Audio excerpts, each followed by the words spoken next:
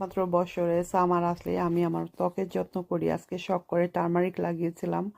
লাগানোর পর মুখ ওয়াশ করেছি এবং হাতে পায়ে দিয়েও শাওয়ার করেছি। তারপরে শাওয়ার করে এসে দেখি আমার এই যে সিরামিকের বেসিন আর সিরামিকের এই শাওয়ারের অবস্থা হলুদ হয়ে গিয়েছে। মাথাটা নষ্ট, মেজে টেজে দেখি কোনোভাবে উঠতেছিল না।